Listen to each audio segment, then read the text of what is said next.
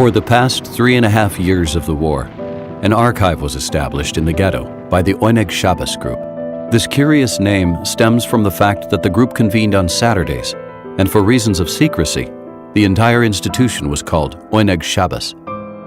I began collecting material on contemporary times back in October 1939, when, as head of the Jewish Self-Help Society, I was in direct daily contact with life in the surroundings. I was receiving news of what was happening to the Jews in Warsaw and its suburbs. In the evenings, I noted everything I had heard during the day and added my own comments. The war produced rapid changes in Jewish life in the towns of Poland. Each day was different from the next.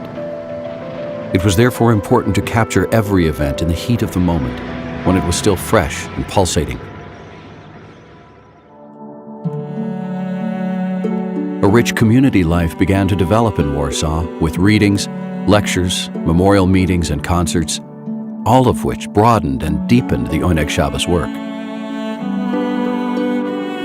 Despite the broad dimensions of our work, the need for secrecy inevitably restricted its scope. I consider it a sacred duty for everyone to write down everything he has seen or heard from others about what the Germans have done. It must all be recorded without a single fact left out. And when the time comes, as it surely will, let the world read and know what the murderers have done. When the mourners write, this will be their most important material. In May 1940, I thought it expedient to organize this highly important work as a group undertaking. Not only adults, but also young people and, in some instances, even children worked for Oneg Chabbat. Our aim was a presentation of a photographically true and detailed picture of what the Jewish population had to experience, to think, and to suffer. The Saturday the Ghetto was introduced, the 16th of November, was terrible. People in the street didn't know it was to be a closed ghetto, so it came like a thunderbolt. Details of German, Polish, and Jewish guards stood at every corner searching passers-by to decide whether or not they had the right to pass. I entered. I crossed the boundary, not just of a residential quarter, but of a zone of reality. Because what I saw and experienced cannot be understood by our reason, thoughts, or imagination. As I write these lines, more streets being taken away, less room, a tighter noose around our neck. Will we be able to save the Jewish child?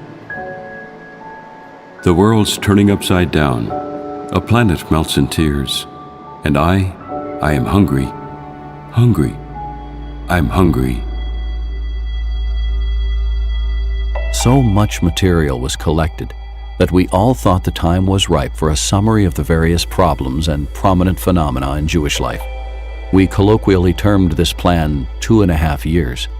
Many writers were already at an advanced stage of work when a new disaster descended on Warsaw Jewry.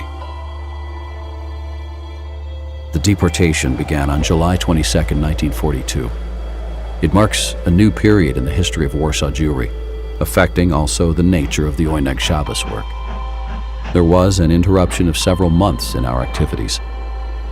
At a time when every second threatened capture and transport to Treblinka, there could be no thought of systematic collection. Only a handful of people continued to keep diaries and to record their daily experiences, even during the deportations. A Jew is returned to our workshop who worked as a gravedigger in Treblinka for 9 or 11 days before escaping in a train wagon.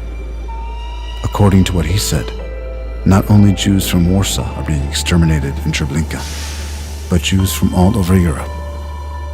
In our courtyard, Jews are praying, pouring out their cares to the Creator. I have been charged with the role of guardian of the access gate. I hid the material. Only I knew. I told only my friend Hirschwasser, who is my superior, where the place is. It is well hidden. I do not ask for any thanks. Only to be remembered is what I wish, so that my people my brothers and sisters overseas should know where my bones have been taken to. Dear friends, we are writing to you at a time when 95% of the Jews of Poland have already perished in gruesome sufferings in the gas chambers of the slaughterhouses of Treblinka, of Sobibor, of Chełmno, and Auschwitz, or were murdered in the countless liquidation actions in ghettos and camps. Perhaps some minuscule handful of Jews might survive, those who live still illegally in constant danger. Will any of us see the end of the war? We doubt it. We would therefore like to tell you as briefly as possible of our work and activities. The intensive efforts of our staff resulted in the accumulation of more than 10 crates of particularly valuable documents, chronicles, diaries, photographs, etc. All these materials were buried underground within the ghetto.